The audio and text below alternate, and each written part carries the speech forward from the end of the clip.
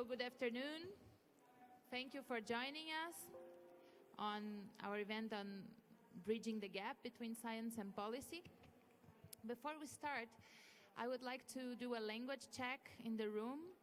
Most of our panelists are Spanish speaking from Latin America. How many of you do not speak Spanish and would prefer us to speak in English? 5 people. Okay. Si hablamos en inglés, ¿cuántos tendrían problemas? Okay. So, since we have more trouble with doing it in Spanish than in English, we're going to do the event in English. One of our panelists will speak in Spanish, but the PowerPoint will be in English. So I hope it will work, and I thank you for your patience in our bilingual event. So before I start with presenting the panelists, I would just like to stress the importance of what we're going to talk about today. The science and the facts every day show us the importance of taking action on climate change on a very assertive manner and in a very short term. And this means that policies on adaptation need to be, we don't have time to lose. So we need to be assertive in the policies and the actions we develop. And in that sense, science plays a key role to inform policy development. Nevertheless, the linkage between science and policy is not always as easy as it could or should be. So this is what we want to address today at this panel, how to bridge the gap between science and policy. We are going to start by hearing from Enrique Martua. He's the regional coordinator for the LatinoAdapta project. He's going to present us the project that gave many of the inputs that we're going to present today. The project is implemented by the Regional Research Center on Climate Change and Decision Making and is financed by the International Development Research Center, IDRC, from Canada. After Enrique's presentation, we are going to hear from Daniel Ryan, one of the research leaders from this project. He is also a PhD in political science and a researcher at the Technological Institute of Buenos Aires. He's going to give us a conceptual theoretical framework on the linkage between science and policy. And in the sequence, we're going to see 3 examples of how the gap between science and policy is being tackled in Latin America. First, we're going to hear from one person that's arriving at any moment. He's negotiating, so that's why he didn't arrive yet. Ignacio Lorenzo, he's the climate change director for Uruguay. We hope he'll join us any minute. In the sequence, we're going to hear from Mariela Moraes from Costa Rica. She's a researcher at the CATIE Institute. And then we're going to hear from the Brazilian case by Andrea Santos. She's the executive director of the Brazilian panel on climate change. And then we're going to have some reflections by Santiago Alba Corral.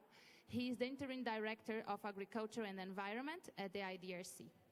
And after short presentations by all of our panelists, we're going to open the floor for reflections, discussions, comments, ideas on how to go on. So, with this presentation made, please, Enrique.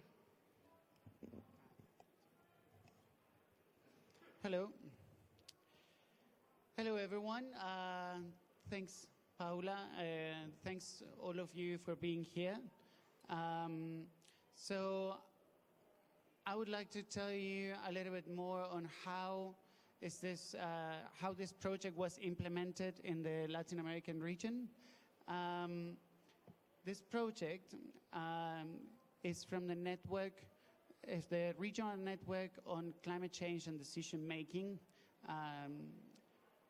of Latin America, which is also a UNITWIN network of UNESCO. The project is being coordinated by Fundación Avina and is funded, as Paula was saying, by the International Research Center of Canada. Here you can see all the logos of the of the members of the network. This project has been conducted in 6 countries in Latin America. Those are Uruguay, Brazil, Argentina, Paraguay, Chile, and Costa Rica.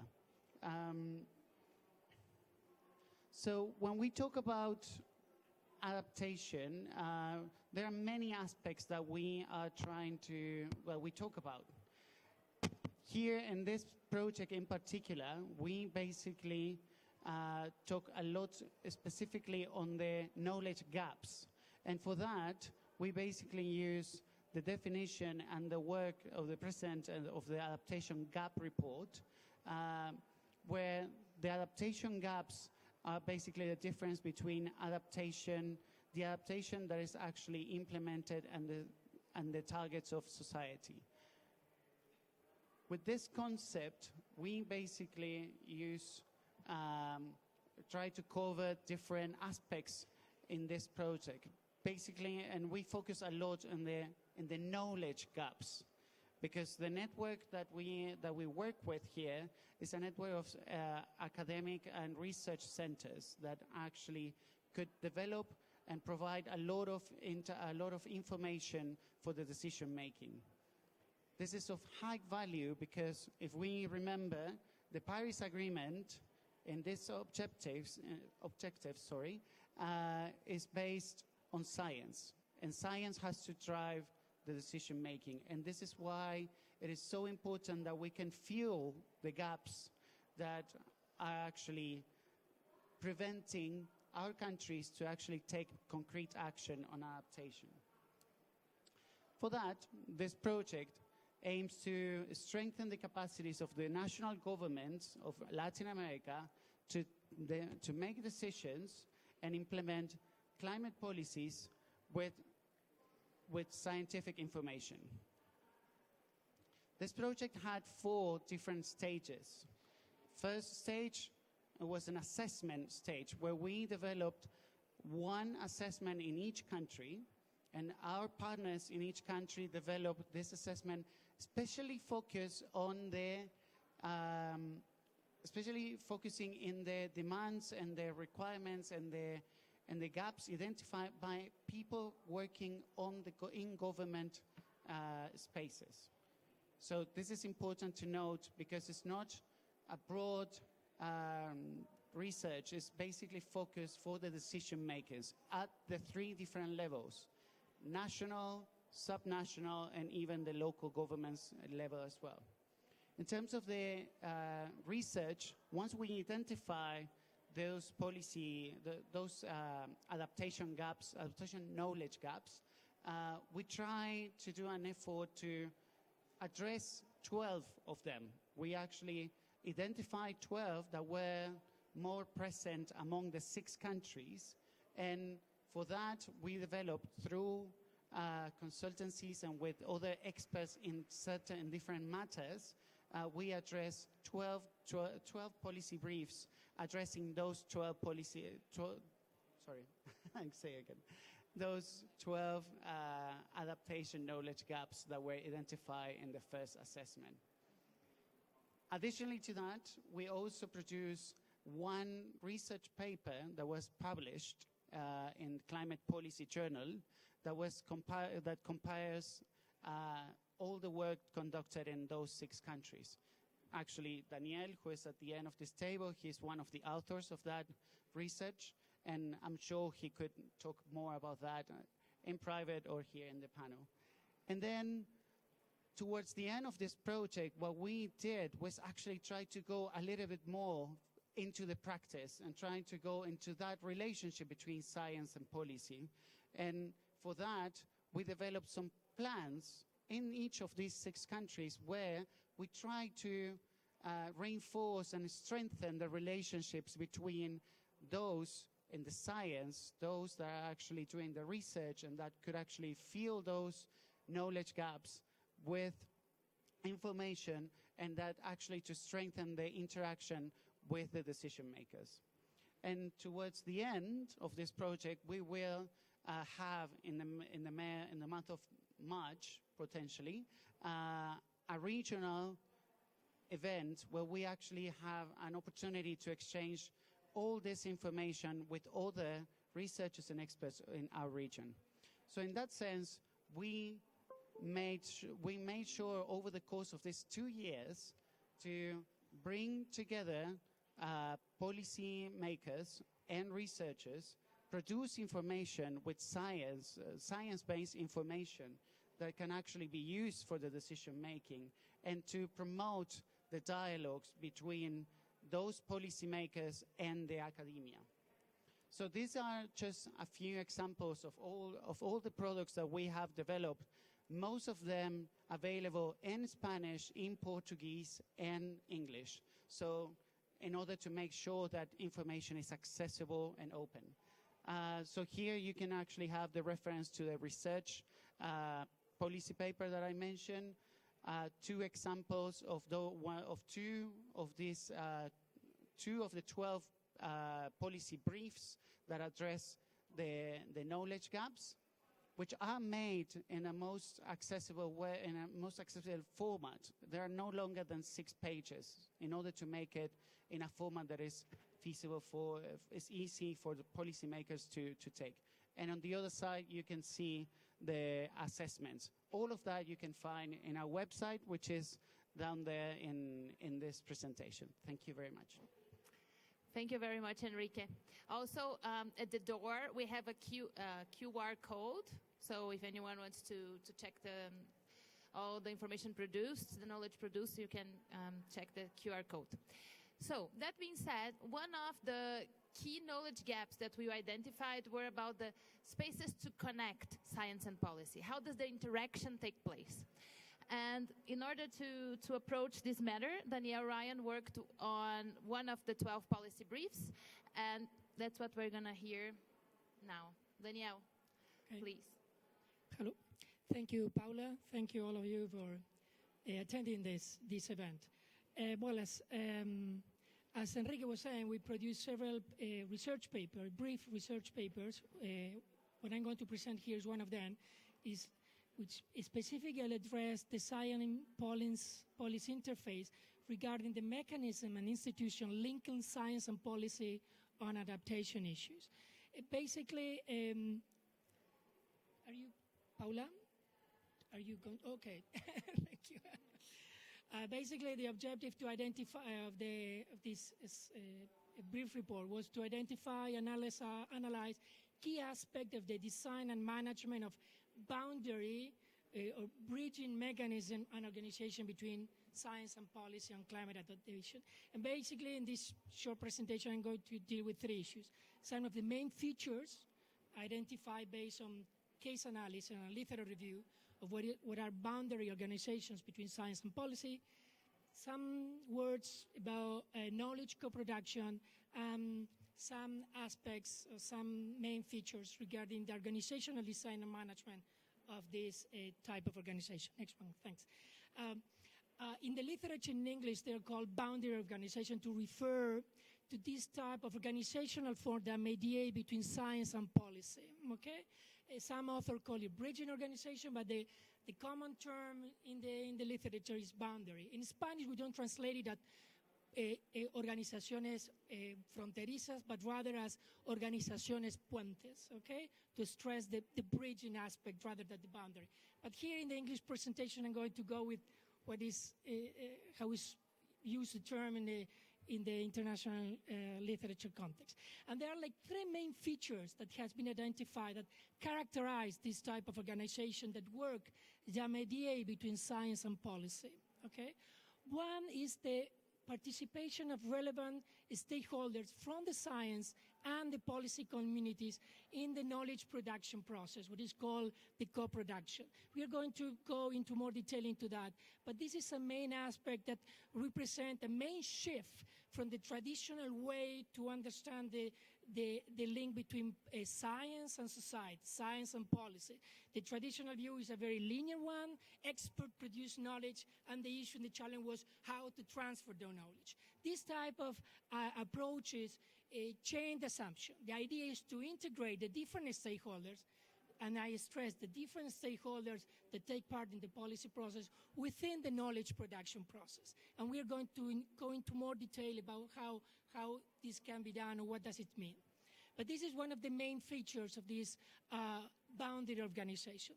The other feature is dual accountability, okay? This type of organization that, as I say, mediate, they surface between science and policy, they are accountable to both to the policy actors and to the researchers. Okay, their legitimacy it depends on how they are perceived from the policy community as well as from the research community. So they have this type of dual accountability, as it's called in the literature. And the third main aspect of this type of organization is the production of certain type of knowledge products that are relevant for the policy process. And in the literature, they're called boundary objects, which is very difficult to translate in Spanish. But basically, they are referring to a certain type of knowledge products that result from this science policy interface process that are relevant to researchers and to the policy actors, okay? Think about I think the best example is the global carbon budget as a tool, as an instrument, as a boundary product created by researcher, but it's used by the policy actors in the policy process, but also for the researcher to refer in their work. An example of this in the literature are risk maps, crime-made scenarios, adaptation indicators, are certain type of product which are not strictly academic, but are also relevant to both actors in the policy community and in the research community. Next one, thanks. Knowledge co-production process. I wanted to focus a little bit on this and try to disaggregate this. There are different interpretations and assessment of what is understood in the concept of knowledge co-production process. But basically, there are like three main features that I share by the different approaches. One is they focus on interactive interactions between researchers and relevant stakeholders. Okay. Second is centered on the production of knowledge for the decision-making process. And third, and this is a very important aspect, is open to interdisciplinary approaches and other type of knowledge systems. And this is also a main challenge from the traditional linear view of the relationship between science and society, between science and policy. When we refer to other type of knowledge system, we're referring to practical knowledge, the knowledge that the users of information have, or the public official have, okay? Local community knowledge, indigenous knowledge. The assumption here of the knowledge co-production process is that if knowledge is produced with the participation of involvement of the relevant stakeholder, it's more likely that the knowledge generated will be relevant and used for the decision-making process. Next one. Some aspect about the institutional design and management of this type of organization, some key features. This boundary type of organization and mechanism take very different organizational forms. We are going to hear the example of Brazil, the case of Costa Rica, which are two different types of organizational forms that fulfill some type of this boundary role. There is, as I said, a broad range of different organizational designs, and it largely depends on the institutional and the political context and factors, how these boundary institutional mechanisms are created and developed.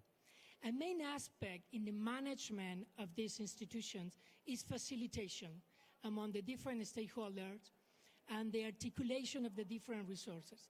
And it's not just a facilitation between scientific researchers and policymakers, but within the policy actors community and within the research community, okay?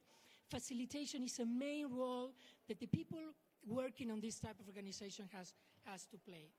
And the third point is about the level of institutional strength, okay? This is particularly important for the Latin American context, I believe.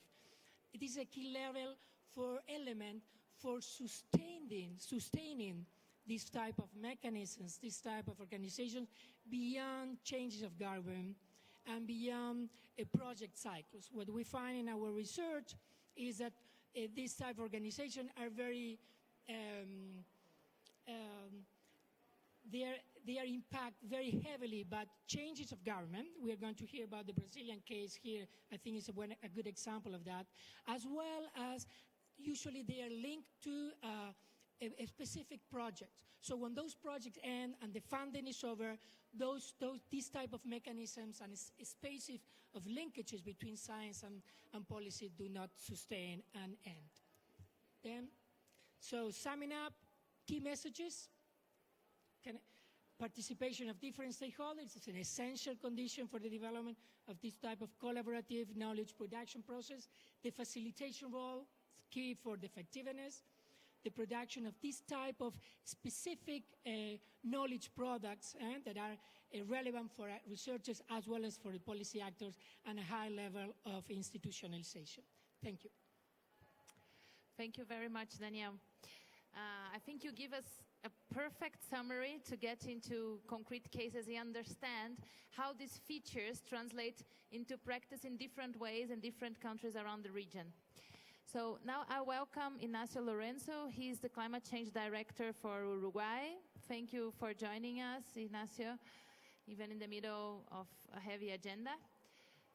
So, Ignacio, Daniel just told us a little bit of the characteristics of boundary institutions that bridge science and policy. And we would like to hear how you were dealing with it in Uruguay, how the development of climate adaptation policies and its implementation is in dialogue with scientific institutions. If you could share with us, thank you. Thank you so much, and good afternoon, everyone. I'm really sorry I got late. Indeed, day of heavy negotiations. But really happy to be here and also share our views on the LatinoAdapta project and how we been dealing with this question of the science policy interface. And we believe that is essential, of course, for adaptation in a region that is particularly vulnerable to adverse effects of climate change. And indeed, that relationship between science and decision-making is essential for our resilient future.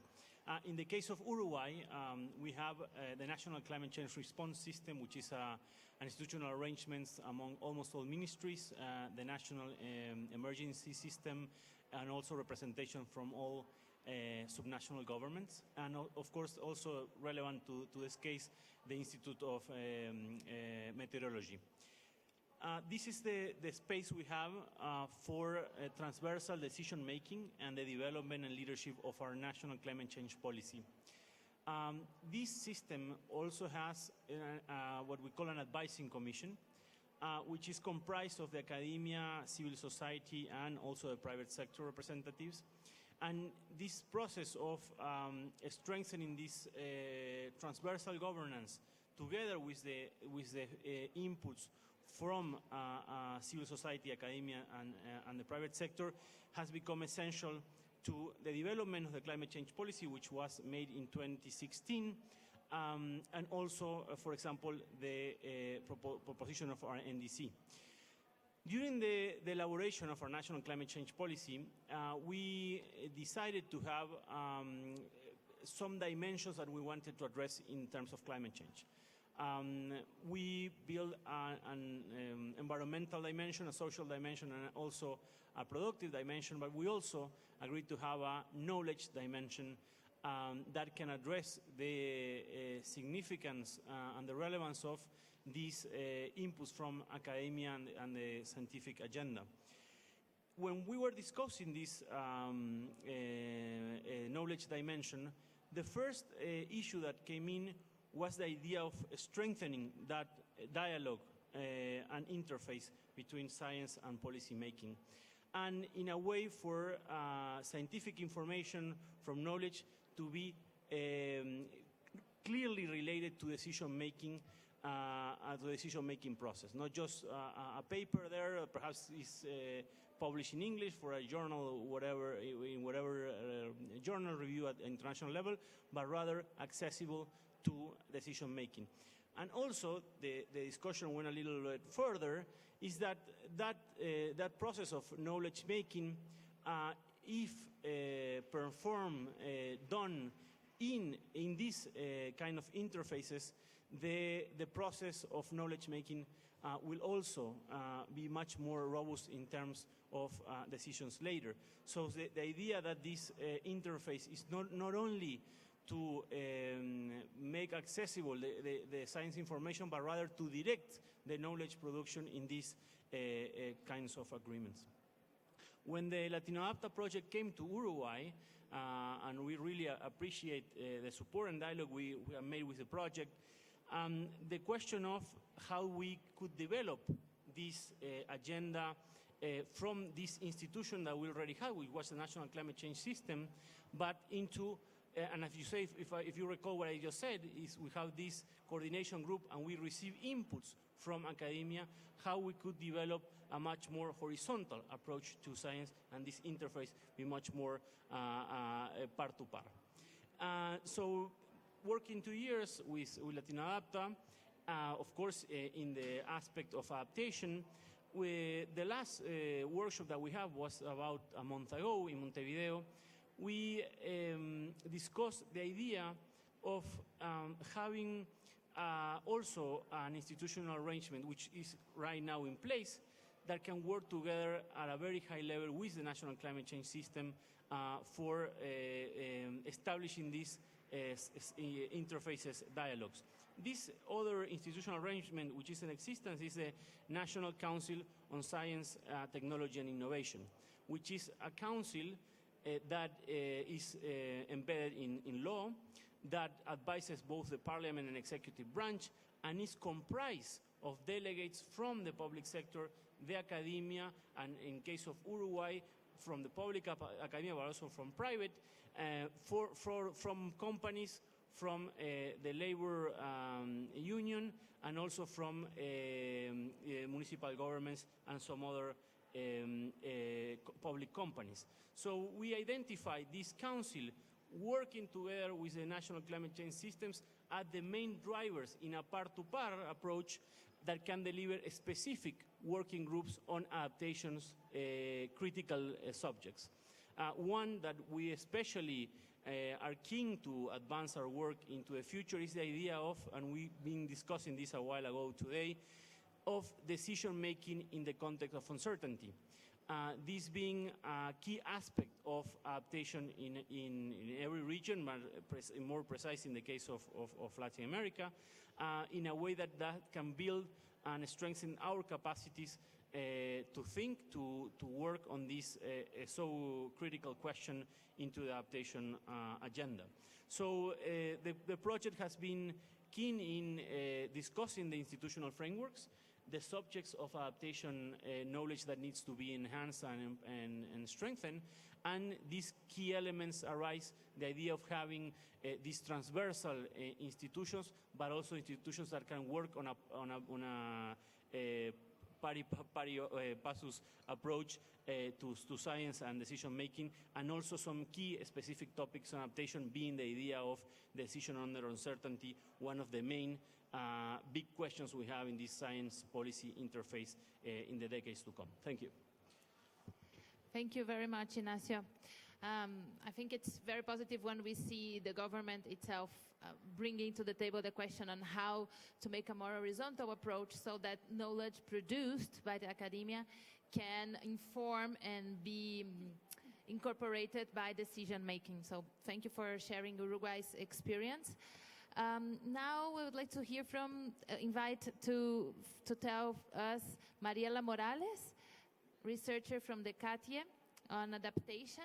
She has been working with an institutional arrangement that the government of Costa Rica has launched in the past 2 years called 4C. Can you please tell us, Mariela? Thank you. Thank you. Bueno, voy a hablar en español por los que levantaron la mano en español. Aparte el caso es en Costa Rica, pero pueden seguirme porque mi presentación está en inglés. Bueno, muchas gracias por estar aquí. Gracias a Avina, a IDRC, al proyecto LatinoAdapta por darme la oportunidad de poder contarles un poco sobre la experiencia y los hallazgos más relevantes que hemos podido rescatar en este proceso de 2 años, las lecciones aprendidas y también los retos por los cuales hemos pasado. Un poco para contextualizar el tema, como bien lo dijeron, realizamos el primer año todo un proceso para la identificación de brechas de conocimiento en adaptación al cambio climático. Fue un trabajo arduo, retador, con la metodología que ya Enrique les explicó. Y bueno, como un tema principal de hallazgo, Paul, gracias. Quisimos como categorizar y darle una valoración a diferentes tipos de información de acuerdo ya sea a la importancia, su importancia para la implementación y el diseño de políticas y la implementación de acciones de adaptación, y también los temas que presentaban mayores vacíos o mayores brechas de información. Entonces, bueno, de manera interesante salió como que la información sobre la efectividad de diferentes opciones de adaptación es el tema que en Costa Rica es un punto donde existen mayores vacíos que hay que abordarlos. Otro tema también que también se lo compartió en muchos de los otros países en América Latina es el que hay mucho desconocimiento entre los costos-beneficios de las diferentes acciones de adaptación. También falta información sobre los mecanismos de financiamiento para abordar igual las acciones de adaptación. Información también sobre la vulnerabilidad social y económica. Ojo, separando un poco la vulnerabilidad ambiental y climática, que tenemos mucha información, pero esto cómo va a incidir en la parte social y socioeconómica y económica, hay todavía una brecha importante. Y también las proyecciones climáticas a largo plazo y la información sobre género relacionada al cambio climático y a la biodiversidad. Next, por favor. También otros hallazgos más importantes, ¿cuáles eran los vacíos que inquietaban más tanto a la academia como al sector público en Costa Rica? Bueno, fueron que los procesos, lamentablemente, y eso pasa en toda la región, los procesos no se sostienen en el tiempo, no se consideran los intereses o las necesidades de conocimiento de los actores que realmente están involucrados y realmente son los que, bueno, llevan a cabo las acciones de implementación en los territorios. Los mecanismos también de transferencia de conocimientos científicos son insuficientes o a veces hasta inapropiados. Y no contamos con indicadores también de datos sobre cómo evaluar la efectividad de un impacto o de una acción de adaptación. Cómo al final evaluamos, cómo determinamos si estuvo buena nuestra intervención, estuvo mala o faltó algo. Nos falta este tipo de indicadores que podamos utilizar de manera estándar. Tampoco, la siguiente, por favor. No contamos con líneas de base robustas que permitan también evaluar o determinar qué cambios hubieron producto de nuestra intervención para la adaptación al cambio climático. Los organismos también gubernamentales responsables no tienen las capacidades técnicas y recursos humanos para el monitoreo, ojo, no para la implementación, sino para las acciones ya de monitoreo. Cuando ya hemos hecho, ni en los muchos proyectos de investigación dedicamos tiempo o recursos para el proceso de identificar qué pasó, de evaluar los impactos. Y también eso pasa en el sector público, nos centramos y dirigimos los recursos a la fase de implementación. Y luego no existe una coordinación adecuada entre diferentes sectores para la ejecución de procesos participativos para la generación de conocimiento. Bueno, teníamos las brechas, ahora también queríamos llegar un poco más allá, un paso más atrás y ver por qué existen estas brechas, cuáles son los factores que nos explican estos vacíos. Igual seguimos con todavía un débil vínculo entre el usuario y la academia. Hay un poco involucramiento también de los usuarios reales de la información, normalmente están en los territorios, en la decisión de las agendas de investigación climáticas. También encontramos una distancia entre lo que investigamos y lo que se necesita investigar. Esto nos hicieron llegar esta inquietud por parte de la sociedad civil, del Estado y del sector privado. Y también una brecha entre el diseño de las políticas públicas y su implementación. Muchas veces Costa Rica es un país donde a lo largo de los años tiene una robusta y sólida marco político, pero también hay que evaluar cuál es el nivel de implementación que se están realizando producto de estas políticas. Seguidamente también hemos identificado que no hay mecanismos para la transferencia sencilla de la información. Hay resistencia al cambio porque realmente a veces no percibimos la utilidad de la información, no por el hecho de que no queremos cambiar. La capacitación muchamente está enfocada en cómo usamos la información, pero no cómo la vamos a apropiar. Y la desvinculación también de instituciones del Estado y de las academias, y como lo dije anteriormente, en esta fase de monitoreo y evaluación final. Bueno, teníamos ya las brechas identificadas, los vacíos, las causas, los porqués, pero ahora cómo abordábamos en la segunda fase del proyecto estos retos y qué acciones podíamos hacer, por dónde agarrábamos el hilo para poder acortar estas brechas. Fue un reto y un tiempo de reflexión. Y bueno, ¿qué hemos hecho en este último año en Costa Rica y a través del proyecto LatinoAdapta? Es promover el diálogo, fortalecer las plataformas ya existentes, difundir las acciones de las plataformas de nuestro proyecto hacia las ciencias, hacia el sector público, hacia la sociedad civil y apoyar el desarrollo y la sostenibilidad también de lo ya existente. Y ahora les voy a contar qué pasó. Bueno, también tuvimos un proceso de consulta, de validación, de participación, para que el sector público nos diga, bueno, ¿qué propuestas de solución ustedes mismos dan para que estas brechas se acorten?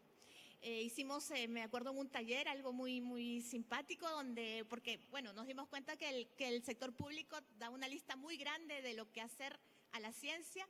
Igual la ciencia daba como una lista de tareas muy grandes para el sector público, pero pedimos un poco que se cambien el sombrero y que se pongan en los zapatos el sector público de la academia y la académica del sector público, que evalúen sus recursos y sus contextos y sus dificultades, y en esos zapatos puedan proponer acciones de solución. Bueno, en el sector público, ¿cuáles eran las propuestas de solución para cortar estas brechas?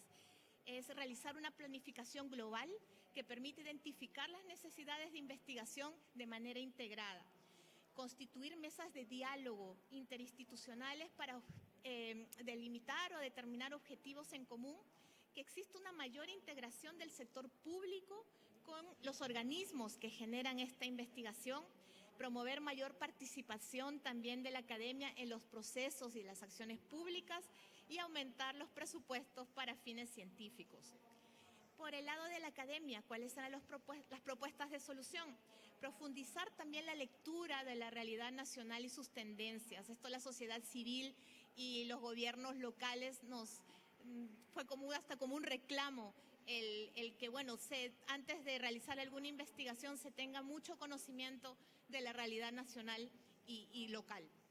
Trabajar también a nivel local promoviendo el fortalecimiento de investigadores locales, crear plataformas de intercambio de conocimientos, desarrollar mecanismos de monitoreo y adaptar los métodos, o sea, buscar nuevas herramientas para poder transferir los conocimientos. Ya de manera, ya con estas propuestas de solución, el gobierno de Costa Rica, ante la respuesta de sus NDCs, de sus contribuciones nacionalmente determinadas, para abordar esto, creó unos 5 mecanismos para poder lograr estos retos de manera más efectiva. Se creó el Consejo Ministerial de Cambio Climático, se creó unas comisiones mixtas temáticas, ya sea intersectoriales, que abarcan el tema agropecuario, forestal, de transportes y energía. Está la Dirección de Cambio Climático como un ente coordinador y administrativo de todos estos mecanismos, y creó el Consejo Científico de Cambio Climático y el Consejo Consultivo de Cambio Climático, más conocido por sus siglas en español, el 4C y el 5C. Entonces ya teníamos estas plataformas, no queríamos volver a crear o comenzar por otra parte. Entonces el proyecto comenzó a trabajar y a buscar cómo empoderar, bueno, primero averiguar en qué estaban y cómo buscar fortalecer, empoderar, asesorar y, bueno, al final del camino hemos apoyado hasta operativizar estas funciones del 4C y del 5C. Bueno, el Consejo Científico de Cambio Climático procura orientar al desarrollo de la investigación en Costa Rica, complementa los mecanismos de gobernanza también de la acción climática y su objetivo final es aumentar la resiliencia de la ciudadanía y fortalecer sus capacidades. Y el Consejo Consultivo Ciudadano, que tenemos por ahí la presencia de su directora, es dialogar sobre el diseño, aplicación y evaluación de las políticas públicas, informar y sensibilizar a la ciudadanía sobre el cambio climático y con todo esto mejorar los niveles de coordinación y comunicación entre la ciudadanía y el gobierno. Hemos trabajado duro, podemos decir, con el 4C, Consejo Científico, que tenía un gran reto, tenía por mandato el gobierno y el Ministerio de Ambiente y Energía, crearon estas plataformas mediante decreto, entonces ya estaban institucionalizadas, pero también no tenían, digamos, unos mecanismos de operación claros.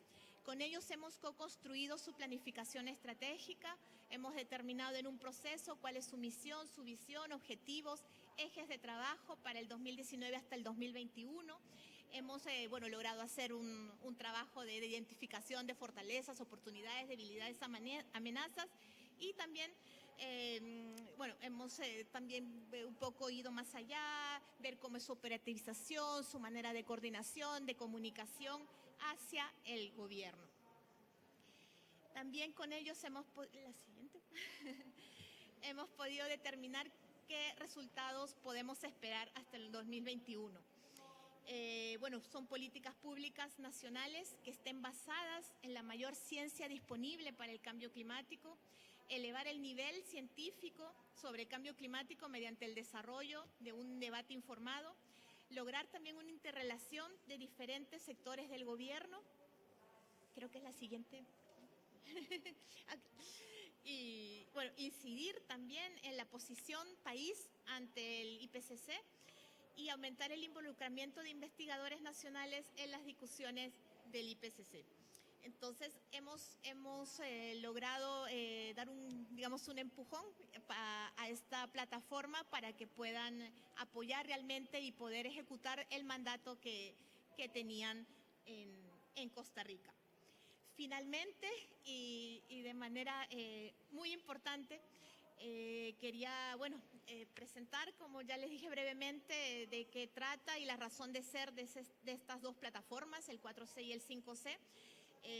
Resaltar que cuentan estas políticas con apoyo del gobierno, cuentan con recursos humanos capacitados, cuentan con una multidisciplinariedad y cuentan con la motivación y sensibilización con el tema. Es decir, cuentan con muchos factores de los cuales siempre decimos que a veces faltan recursos, falta personal capacitado.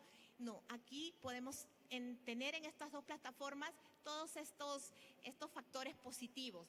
Sin embargo, existe y es necesario lo que mencionaba Daniel, estos actores puente, estos proyectos que se ocupen de trasladar todo lo que hace el 4C hacia a que haya una efectiva, recibimiento del gobierno para que se logren políticas públicas realmente basadas en evidencia. Falta este actor puente y también faltan recursos financieros para operativizar los planes y dar sostenibilidad a las plataformas. Estas plataformas sí han sido creadas por el gobierno, pero no tienen ningún financiamiento. Entonces, hemos visto acá con este proceso que realmente es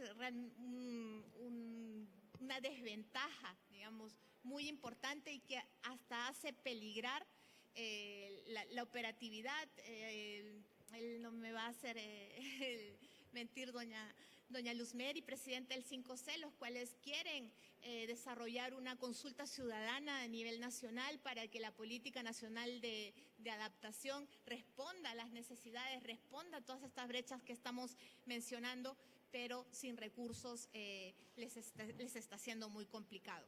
Entonces, bueno, estas son rápidamente las lecciones y todo el proceso y el trabajo que hemos desarrollado en estos 2 años gracias a LatinoAdapta. Muchas gracias, Mariela. Creo que nos has dado un muy buen contexto de las brechas de conocimiento en adaptación que hay en Costa Rica, la relevancia de generar espacios que faciliten esta interfase y nos dan las buenas noticias de que en Costa Rica ya hay un espacio institucionalizado que entiendo el desafío ahora es que empiece a operar realmente como una institución puente entre la ciencia y la política, ¿no? So now I'll turn back to English. I thank you very much for your patience, and I hope that the PowerPoint in English has helped. Mariela gave us a very rich characterization of the adaptation knowledge gaps that were mapped in Costa Rica. The knowledge gaps are very similar in all the other countries where we worked, so I think this gives a good insight on what we have found in terms of adaptation knowledge gaps in the region. And she also shares with us that in the case of Costa Rica, the government did take one step forward in terms of institutionalizing the space for science and policy to be in dialogue. That's the 4C. Now the challenge is how to operationalize 4C and have the resources for this space to play the science policy interface role. With that being said, I invite Andrea Santos. She's going to share a third example with us. She is a researcher from the University of Rio de Janeiro and also the executive secretary from the Brazilian Panel of Climate Change, a very interesting case of interface between science and policy. Andrea, thank you. So thank you so much for the invitation. It's my pleasure to be here. I know that you have a kind of noise pollution. It's difficult, but I will try to be concentrated. So I'm here to share and to talk about the Brazilian experience. It's more academia. So next, please.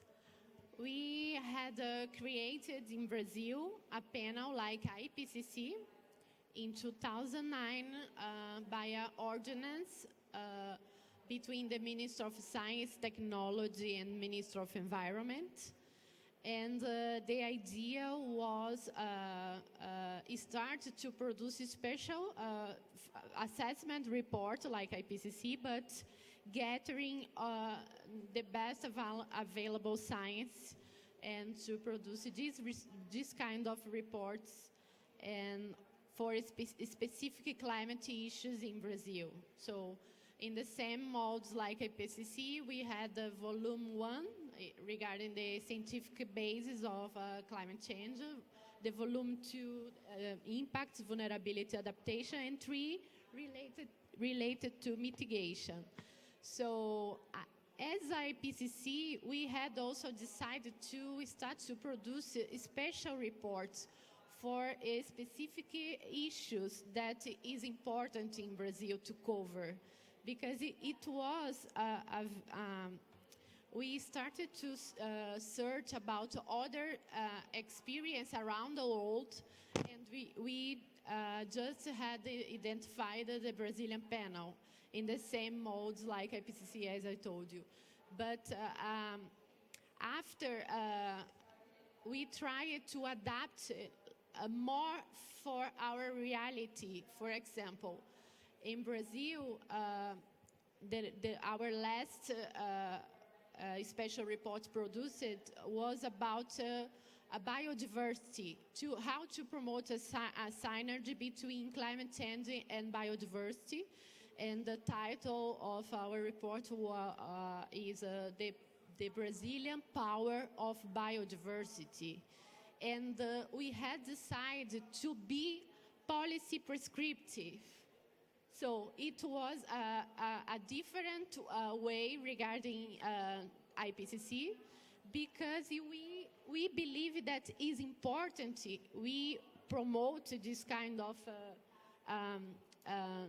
bridge the gap, so knowledge, the best available science, and policy making. So you can see the slides, the picture of the first assessment report. So as I told you, it was an experience that we had involved more than 300 researchers from different universities in Brazil. You can imagine Brazil, it's so big. So we tried to promote also gender equality, promote the participation of research women and the balance between gender. But it was not easy. Yes. And of course, trying to balance the participation from different regions. So in the southeast of Brazil, we have, how can I say, the more involvement and more scientists producing knowledge. And regarding our special reports, we had the one produced regarding climate change and cities, another one about impact, vulnerability, adaptation of Brazilian coastal cities. So the panel received some, how can I say, encomendas, requested from the government. And because of this, we produced a special report to support the discussion about bioeconomy in Brazil.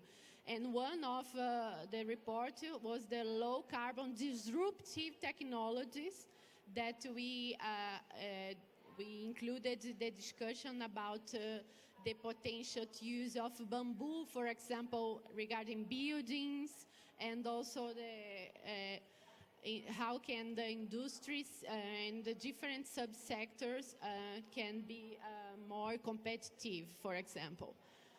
Next, please.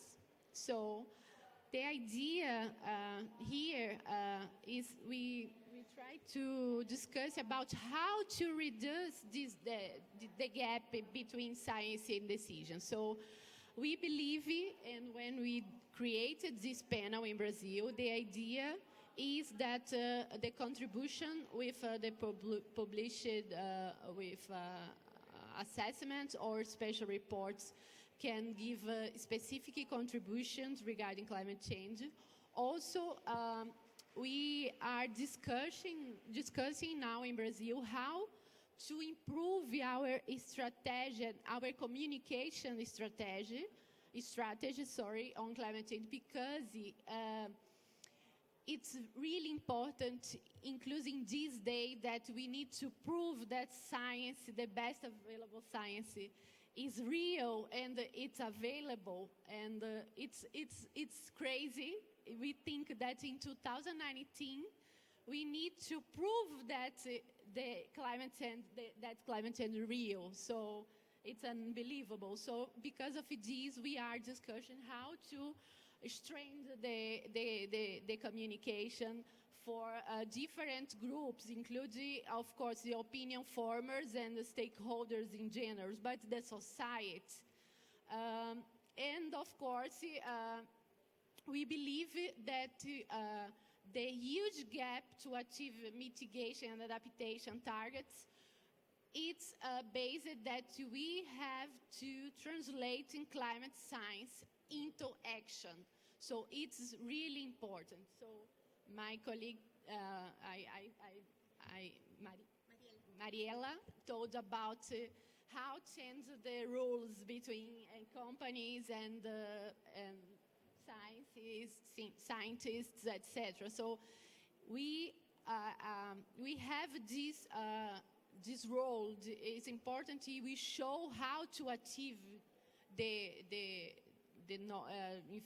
objectives and how to promote mitigation and adaptation measures. Next, please, in the last, I think.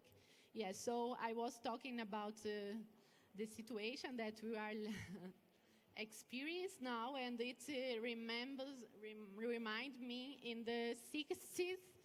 Yes, some doctors made some kind of advertisement about cigarettes.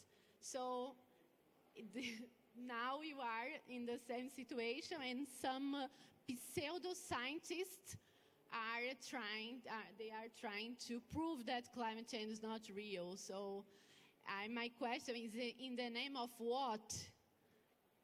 So yes, this is a difficult situation. So thank you very much, and I hope I'm here available to answer any question. Thank you so much. Thank you very much, Andrea.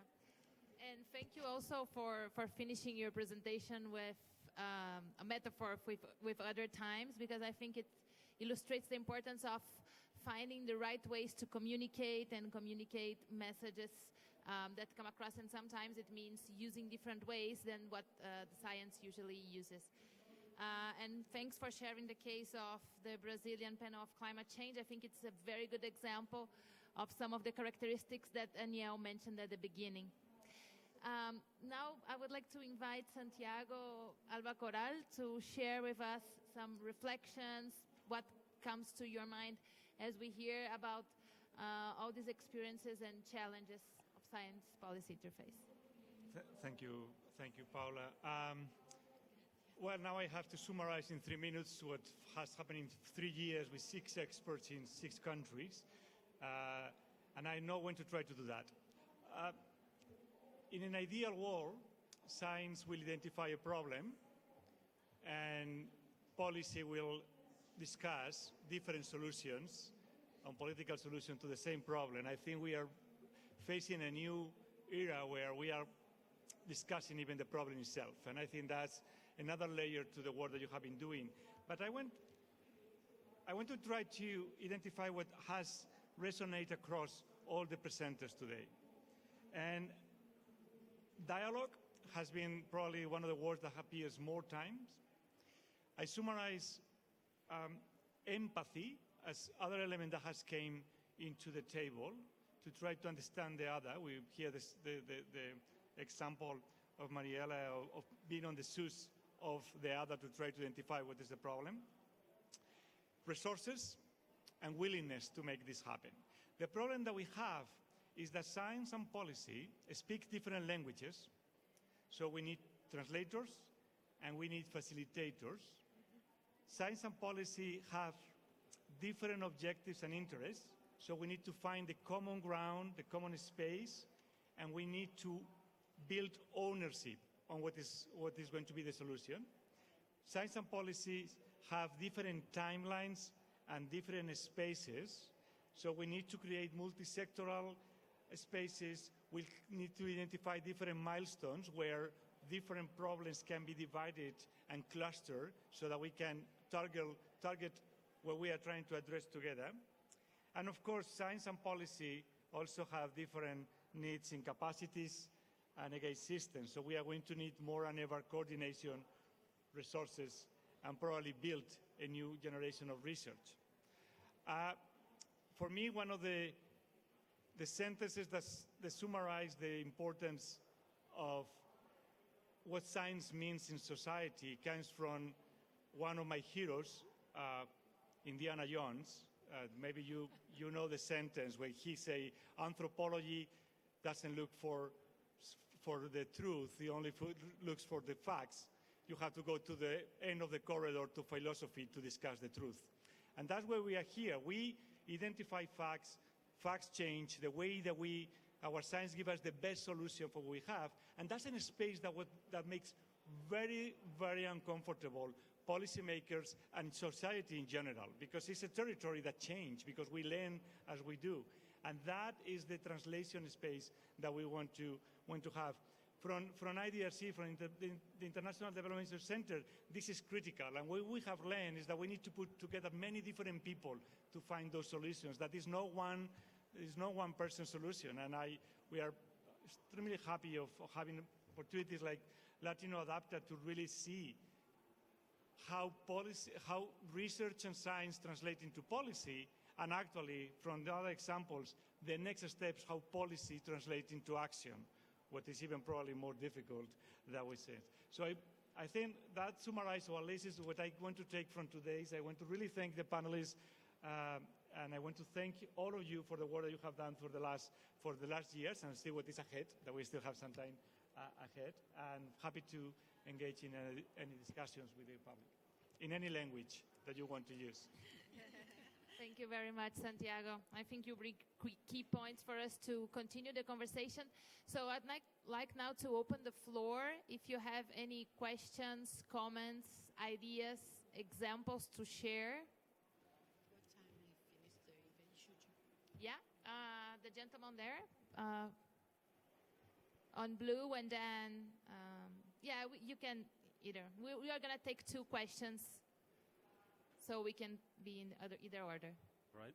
Hello, my name is Adrian Lauer from Climate Strategies. Unfortunately, I couldn't be here since the start of the event, but it was very interesting to hear the experiences in the connection between academia and policymaking.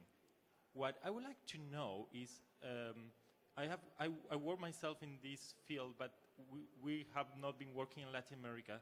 So what I would like to know is, what has been your experience in terms of contact with academia?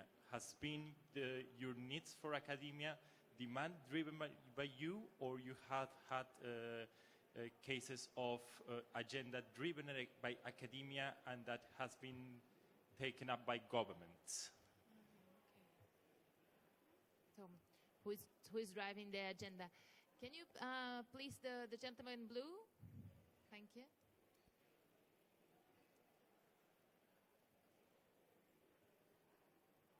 We can't hear. My question now, or were you going to? Now, okay. Please. We're going to take 2 questions. Okay. Yes. As someone who also attempts to bridge the knowledge gap between scientists and society, I really understand some of the challenges that you guys are facing in your work. And my specialty is nuclear energy, and as you may or may not know, the IPCC has said that we need to vastly expand our nuclear infrastructure if we are to meet our 1.5 degree Paris targets. So, however, many countries are hesitant to adopt more nuclear energy because the public is concerned about it. So my question to the panel is, how do you go about trying to deal with complicated topics the public might not be totally willing to accept, but the science seems to be firmly in support of? Thank you very much. So I think we have 2 very good questions for any of you who want to address. So who is driving the agenda? Maybe, Ignacio, if we can share with us too how, from the government side, you were interacting with researchers. And then if any of the researchers also want to share, how do we tackle hot issues? Thank you very much for that question. And I also believe addresses some of the issues we also experienced in the work with LatinoAdapta in the past few months. We as the government have also some of the resources for research at home. Of course, not all of those that where they're needed. And of course, sometimes those resources are international, and our chance to somehow guide those are something that is way beyond our capacity. But when dealing with the funds at home, especially in our National Research and Innovation Agency, which actually has been reinforced with important budgets in the last decade, the question of the agenda comes very easily, of course. We have one example that we discuss also in the context of LatinoAdapta, which is the energy research program in English, that's fine anyway, that is funded from our research agency together with our 2 public utilities, one of hydrocarbons and the other ones on electricity, which have invested a lot, and these have actually driven research on very specific fields of energy, mainly the issue of renewables, accompanying the transformation that has occurred in Uruguay, where we have reached 98% renewables in electric mix.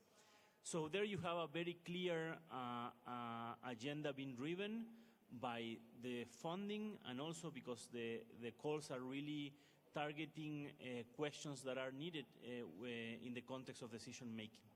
And that was one example that we indicated. So when we discussed the knowledge dimension of the policy, other issues that we agreed on is that the national climate change systems needs to come up with an agenda, a permanent agenda of research in both mitigation and adaptation that can drive then these public calls. And we have started doing that exercise. And when the time comes from the discussion of this in LatinoAdapta, we figured out that there were very clear questions in some areas of policy making, but there were other areas that you needed to discuss the question as well. The question was not clearly identified, and actually the science policy interface was needed in order to precise the specific question that we need to put in place in order for science to work. So the dialogue between researchers and decision makers can actually make a more robust, sustained agenda at the end of the day. So in the process of LatinoAdapta, we started to develop together with the academia what are the key questions or agenda in the context of adaptation itself. And we believe this is one of the products that we need to keep delivering. And what we are saying is that this is an agenda that indeed is permanent because the threat of climate change and the issue of adaptation, regrettable, is there to stay. So in this regard, having part of the agenda on a much more long term and also specific parts of the agenda on a very short term, like, let's say 2-3 years, 5 years and a decade, but a permanent discussion on the evolution of that agenda is needed. And what we have discussed and learned in the process is that a better agenda is being built in these interfaces, not only from the demand or from the offer. Thank you. Thank you very much, Ignacio. Anyone else? Okay. The second question, the easy one. If you want also, Daniel, to share from your Okay. perspective in the case of Argentina, how you see the agenda being driven. Okay, I think in relation to the first question, we have in our research, we have cases of the demand driven by the state. And I think, for example, the national communications play a key role there because that meant when there was the process for the national communication, there were opportunities for funding and for producing research and to generate this mechanism of exchange. The bad side of that is after communication is done and the funding is over, those processes do not sustain. Okay, and on the other hand, you have cases in which research push. Okay, researchers that were doing research and look for counterpart in the government sector. Okay, so you have, I think you have cases of both types that you mentioned. Regarding the nuclear energy, well, because the project was about adaptation, we didn't face that specific question, but I think your question is very interesting because it's still with very complicated issues, or weak issues, how it's called, where you have different understandings and different positions and value about that. I would like, if I take that question in the context of adaptation, there is a tendency to address adaptation in a very technocratic way. Like there is one way to adapt, there is a certain way and tools and methodology to do it, and it's a question of, transferring. And the fact is, and for instance, there are very case studies of the northeast of Brazil, okay, where you have different visions of how adaptation have to be done. Okay, and you have different knowledge systems supporting those adaptation visions and positions. Okay, and that is part of the conflict because science is not outside the political struggle and conflict of the policy process. Okay, so I think one have to understand that there is not one set of scientific data or information that can be an input to the policy process, and that the science then should not take the place of the political debate and the political values that take place in the discussion. Okay, the nuclear energy is a very it raised high issues, but even if you take to the field of adaptation, which it seems to be less problematic, less conflictive, you still see that there are different visions among actors about how to adapt to changes, okay? Thank you very much. Anyone else wants to make an input? No? Okay. So I think we have another question here. One more question from the gentleman. Two more. Yeah. Hi, I'm Alex Guerra from Guatemala. It's been a very interesting session, particularly the case of Costa Rica and also Brazil. We also in Guatemala created an IPCC type of institution at the national level. We call it SGCCC. It wasn't created by the government, and that way is different. It was an initiative from universities, 3 research centers, and then 2 government institutions joined. And we published this year our first assessment report.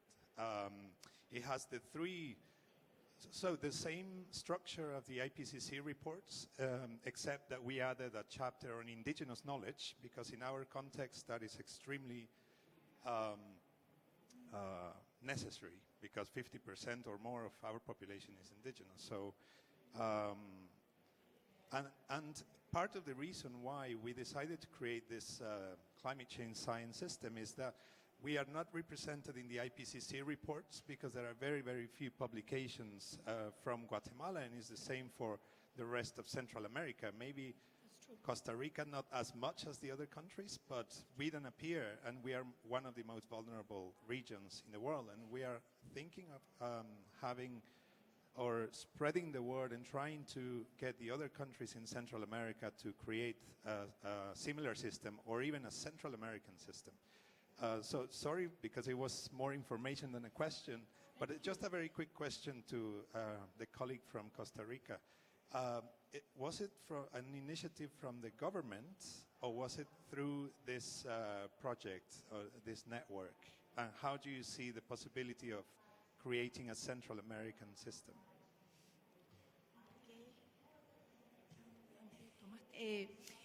Bueno, interesantísimo, y tenemos que ponernos en contacto para hacer sinergias entre estas plataformas. Sí, a nivel regional, bueno, estas 2 instancias de Costa Rica nació por el gobierno, digamos por inquietudes del gobierno, pero sí, el proyecto podría ampliar digamos, tratar de poder involucrar con esta experiencia a más países y bueno, tratar de formar ojalá un solo cuerpo. Y justamente lo que decías tú, la gran debilidad es que todos los informes del IPCC nos llega no con mucha información de nuestra zona, por eso que también uno de los objetivos del 4C es poder posicionarse en esta para poder aportar más y dar más insumos y tener más investigadores en este reporte. Thank you very much. I think we can be in touch after the panel to see how to collaborate with Guatemala. Please. Sí, buenas tardes. Mi nombre es Luz María Alpizar Loaiza, soy la presidenta del Consejo Consultivo Ciudadano de Cambio Climático en Costa Rica, del 5C, que se habló.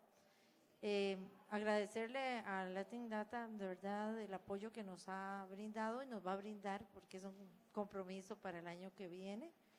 Yo solamente quiero hacer como un llamado a comprender que si se le abren espacios formales a la ciudadanía, como lo ha hecho Costa Rica vía un decreto ejecutivo, que realmente cualquier esfuerzo por fortalecer estos espacios van a dar resultados a corto plazo, por una sencilla razón, porque la ciudadanía está deseosa de comprender este proceso, de bajarlo en lenguaje a su nivel, y la ciudadanía está ya en los territorios y ya está haciendo acciones a favor de la agenda climática.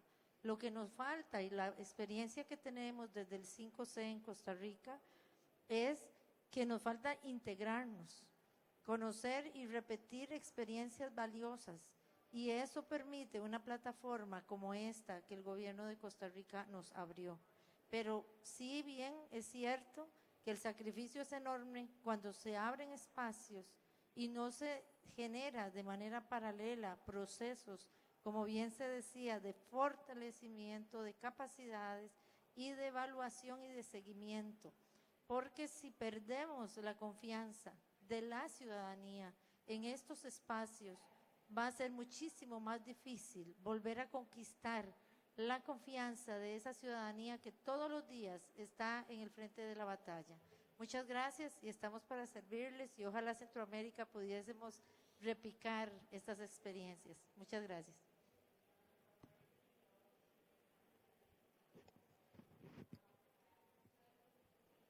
Hello, Natalia Lever from Mexico. So I know we're talking about policy, but I'm curious as to if you can tell us about an example where these better policies have resulted in action, like concrete action. We think that better policies lead to action, but have you guys noticed it in your countries?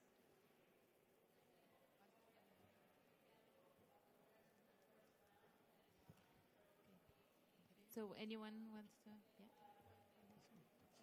We are currently working also in another process that speaks to the work of science policy interface on a very concrete issue of adaptation, which is coastal adaptation and sea level rise. And the process includes support from CTCN to bring from Universidad Cantabria in Spain to our Universidad de la República in Uruguay some tools to revise the issue of sea level rise, specifically in our coast.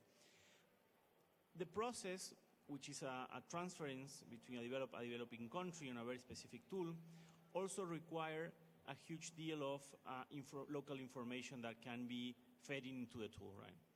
So what we established was a platform of collaboration, not only between the researchers, but also from public servants at national and subnational level on the current information that they had. The process was indeed very interesting because that helped us in a structure a lot of information that was somehow dispersed. Even for current problems, the information was not available. So just only the process of gathering and having this permanent task team to feeding this process was already useful.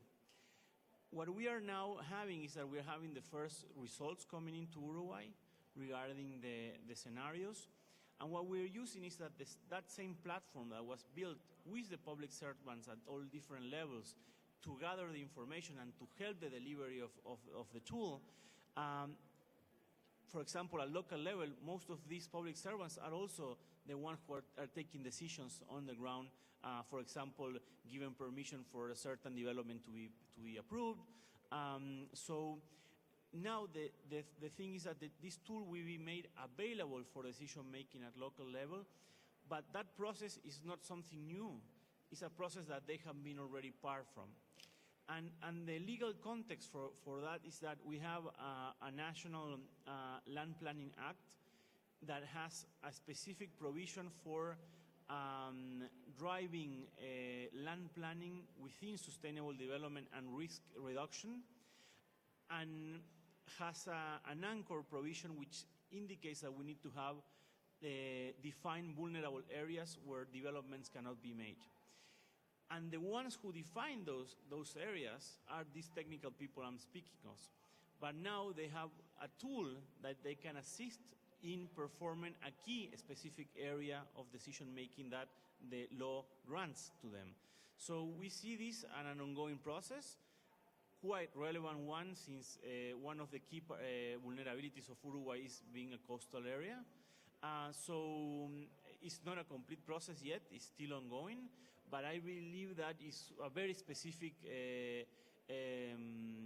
let's say, experience that can show the whole cycle being completed on a very relevant area of policy making on climate change in Uruguay. Thank you. Can I just continue? Thank you very much, Ignacio. Andrea? Regarding your question, so I think sometimes it's difficult to understand what is adaptation measures. So I had identified in many cities regarding infrastructure some projects that could be considered as adaptation. So because of this, I think we need to communicate better. So just one comment. Thank you very much. It's not on the policy level, but I would also like to jump in and share one example that we see in the Chaco region, in Argentina and Paraguay with the Pilcomayo River. Through data gathering from meteorological information and how the river is behaving, they build on WhatsApp messaging group where they share information on when there are risks of floods, of drought, and through that, all the farmers that live along the river are getting information in time, and they are and many lives were saved. And there was really this year we saw that when the river rose, the local people were able to react in time because they have this WhatsApp group where scientific information is being shared on time in a proper way. So, and in a proper way, I mean in a language and in time and in the shape that can really be used by the local people. So I think that's one example I would like to share. Yeah. If I can add one thing, in the dialogue process, we also need to integrate accountability indicators of how the policies are going to be implemented. And around them, I think, looking at the budgets, the annual budgets of different governments and how actually the policies receive the resources to be implemented is a clear indicator. So I think there's an element of the dialogue is not unidirectional. It has to, and also is not finalized when the policy is influenced. It has to have those accountability systems that we come back and we can engage in conversations. And I think that's when some of the presentations, and we have seen that in many other similar research that we are supporting, the combination of different sectors, the role of civil society influencing and making accountable the policymakers, the researchers coming back, the potential of private sector actually jumping into those policies to create open new experiences. I think that's where the multi-sectoral platforms that can be created became those spaces of accountability. So we cannot just say we have influenced a policy, the policy is approved, job done. I think it's a much longer process. Thank you very much, Santiago. With that, we are 2 minutes to close. And I would like just to stress one final message, that at least this is the message that I take home.